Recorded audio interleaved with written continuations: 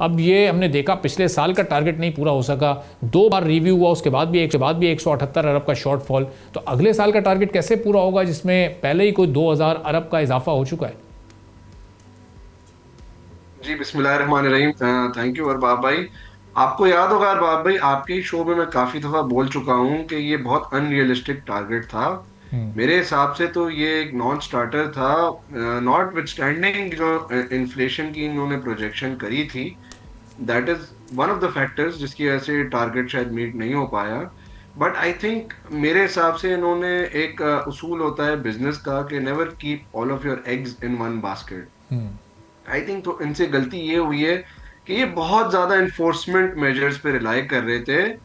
मेरा नहीं ख्याल इस मईशत में इतनी जान थी कि ये इन्फोर्समेंट मेजर्स के जरिए इतना रेवेन्यू एक्सपेक्ट कर रहे थे जितना ये लोग बोल रहे थे।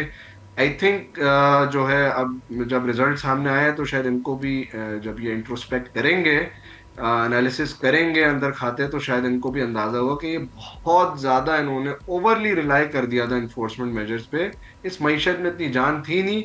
और इसकी अक्कासी इस बात से होती है कि आप देखें सेल्स टैक्स का जो टारगेट है, 1 ट्रिलियन का शॉर्टफॉल आया है। 4.9 ट्रिलियन का टारगेट था, 3.9 ट्रिलियन उन्होंने अचीव किया है। तो जब मईशत का पहिया चलेगा ही नहीं, कंजम्पशन होगी ही नहीं, तो इनडायरेक्ट टैक्स की मद में किस तरीके से लोग जो है ये एक्सपेक्ट कर सकते हैं इतना। तो हमारे साहब ये इन्फोर्समेंट पर अगर नहीं जाए तो फिर ऑल्टरनेट सोल्यूशन क्या है? कुछ स्कीम्स लाए रिटेलर्स के लिए, ताजिर दोस्त स्कीम, तो उसमें खुद तो लोगों ने नहीं अपने आप को वहाँ पर रजिस्टर किया। तो आखिर में एक ऑप्शन को रिफॉर्म्स का या उन रिफॉर्म्स को भी इन्फोर्स करने का ही ज़ाहिर इनके पास बचता है, वरना और क्या मेजर्स ले सकते हैं ये? देखिए ना, ताजिर दो स्कीम तो अरबाब भाई मैं डे वन से बोल रहा हूँ, it is a non starter. और अब आप देख लें 50 अरब के टारगेट के against less than 50 million, 5 crore से भी कम इकट्ठा हुआ है ताजिर दो स्कीम में। तो ये तो बिल्कुल ही पिट गई है स्कीम, और ये शुरू दिन से बहुत इम्प्रैक्टिकल थी। चलें, अब आई थिंक हम उम्मीद कर सकते हैं कि जो है गवर्नमेंट एफबीआर जो है अपनी गलतियों से सीखे। जहां तक सर रिफॉर्म्स की बात आई, अभी हमारी पब्लिकेशन कुछ एक आध घंटे में रिलीज होगी। हमने 100 ये जो इन एलिजिबल पर्सन का एक कॉन्सेप्ट लाया, इसमें हमने एक बड़ा अच्छा topic of the month discuss किया। हमारी बजट कमेंट्री में भी हमने डिस्कस किया था कि ये इन एलिजिबल, और पहले हमने शुरू किया फाइलर नॉन फाइलर, फिर हमने शुरू किया active tax payer non active tax payer. अब एक तीसरी जो है जंग आ गई है एलिजिबल और इन एलिजिबल पर्सन की। अब मुझे एक बात बताएं, रिफॉर्म करना है तो आप सीधी सीधा जो है जो जो शख्स जो इंडिविजुअल जिसको रिटर्न फाइल करना है और वो नहीं करता, आप उसको सारी चीजों से रोक दें। ये क्या बात हुई कि जी मैं 5 करोड़ से ऊपर का घर नहीं खरीद सकता जब तक या तो मैं फाइलर ना हूं, या मैं उसकी इनकम एंड एक्सपेंडिचर जो है वो स्टेटमेंट फाइल करके अब एफबीआर के ऑफिस में कमिश्नर की जो डिस्क्रेशन पे धक्के खाता रहूं कि जी मुझे eligibility certificate they they please, मुझे घर खरीदना है या मुझे गाड़ी खरीदनी है। देखिए ये तो आपने उल्टा जो फाइलर इतने सालों से है उसी को ही जो है सजा दे दी है।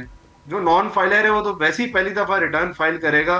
हो सकता है कोई I don't know fictitious return file करके वो जो है वो कर ले।